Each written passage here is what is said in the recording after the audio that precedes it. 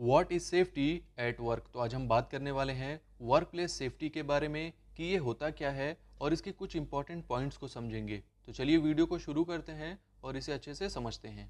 तो work place safety हो या ऑक्यूपेशनल सेफ्टी हो, इसका ये एम होता है कि जब वर्कर्स अपने वर्क को एग्जीक्यूट करते हैं तो उस वक्त होने वाले रिस्क और हेजार्ड के लिए प्रॉपर सेफ्टी मेजर्स बनाएं और गाइडलाइन भी इस्टेब्लिश करें ताकि सभी वर्कर्स अपने वर्क को सेफली एग्जीक्यूट कर सकें।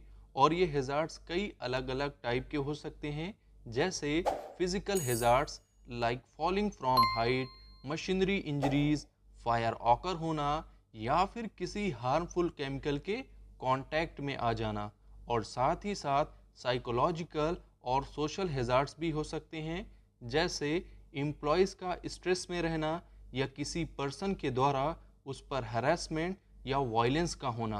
तो वर्क प्लेस सेफ्टी का ये एम होता है कि ऑर्गेनाइजेशन एक safe and healthy working environment create करे, जिसकी मदद से वर्कर्स अपने वर्क को बिना किसी रिस्क के सेफली एंड सक्सेसफुली एग्जीक्यूट कर सकें। तो चलिए कुछ ऐसे पॉइंट्स को समझते हैं जिसे फॉलो करके आप अपने वर्क प्लेस को सेफ एंड हेल्थी रख सकते हैं। तो फर्स्ट पॉइंट है रिस्क असेसमेंट। तो सबसे पहले आपको अपने वर्क प्लेस का रिस्क असेसमेंट कंडक्ट करना है और पोटेंशियल हेजार्ड्स को आइडेंटिफाई करके उसके रिस्क का एनालिसिस करना है, क्योंकि ये एक मोस्ट इम्पॉर्टेंट स्टेप है सेफ्टी प्लान को डेवलप करने के लिए। क्योंकि इसकी मदद से आप अपने करंट सेफ्टी मेजर्स में रिस्क के अकॉर्डिंग इम्प्लीमेंटेशन कर सकते हैं ताकि हेजार्ड्स को रिमूव और रिस्क को कंट्रोल किया जा सके। सेकेंड पॉइंट है ट्रेनिंग। तो ये कंपनी की रिस्पॉन्सिबिलिटी होती है कि वो अपने सभी एम्प्लॉयज़ को उनके जॉब रोल के अकॉर्डिंग उन्हें अप्रोप्रिएट सेफ्टी ट्रेनिंग प्रोवाइड करे, जैसे मशीनरीज को कैसे यूज़ करना है, हेजार्डस मटेरियल को कैसे हैंडल करना है, और साथ ही साथ उन्हें ये भी बताए कि अगर कभी भी फायर ऑकर होती है या फिर अदर इमरजेंसी ऑकर होती है तो उस सिचुएशन में क्या करना है ताकि खुद को और दूसरों को सेफ रख सके। थर्ड पॉइंट है पर्सनल प्रोटेक्टिव इक्विपमेंट। तो बहुत सी ऐसी कंपनीज हैं, ऐसी जॉब्स हैं जहां पर वर्कर्स को सेफ्टी गियर को वेयर करना मस्ट होता है ताकि उन्हें हर तरह के हैजार्ड से सेफ रखा जा सके।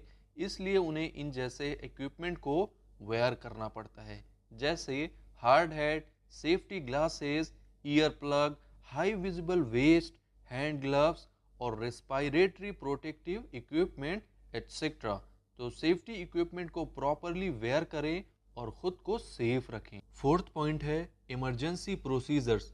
तो हर एक वर्क प्लेस पर इमरजेंसी सिचुएशन से डील करने के लिए प्रॉपर इमरजेंसी प्रोसीजर ज़रूर होना चाहिए, जैसे fire evacuation plan, first aid, initial treatment procedure और हेजार्डस मटेरियल को भी हैंडल करने के लिए प्रॉपर प्रोसीजर ज़रूर होना चाहिए। तो फिफ्थ पॉइंट है हेल्थ सर्वेलेंस। तो बहुत से ऐसे वर्क प्लेस होते हैं जहां पर वर्कर्स अगर हार्मफुल मटेरियल के कांटेक्ट में आ जाएं या एक्सट्रीम कंडीशन हो तो ऐसे वर्क प्लेस पर वर्कर्स की हेल्थ एंड सेफ्टी को मॉनिटर करने के लिए सर्वेलेंस की रिक्वायरमेंट होती है।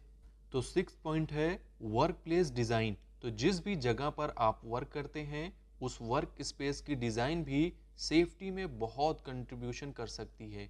इसमें बहुत सारी चीज़ें हो सकती हैं, जैसे वर्क प्लेस पर सफिशिएंट लाइट का होना, वर्क स्टेशन का डिज़ाइन ऑर्गोनॉमिकल होना और मशीनरीज का सेफली पोजीशन में होना। ये सारी चीज़ें वर्क प्लेस सेफ्टी में कंट्रीब्यूशन करती हैं। सेवेंथ पॉइंट है पॉलिसीज़ एंड रेगुलेशंस। तो वर्क प्लेस सेफ्टी को मेंटेन रखने के लिए हमें प्रॉपर सेफ्टी पॉलिसीज़ को इस्टेब्लिश करना चाहिए और साथ ही साथ उसे फॉलो भी करना चाहिए, क्योंकि अमेरिका जैसे देश में भी ओशा के बनाए रूल्स एंड रेगुलेशन को फॉलो किया जाता है वर्क प्लेस सेफ्टी के लिए। इसी तरह वर्ल्ड वाइड सारी कंट्रीज़ अपने वर्क प्लेस की इस्टेब्लिश पॉलिसीज़ और रेगुलेशन को फॉलो करके अपने वर्क प्लेस को सेफ रखती हैं।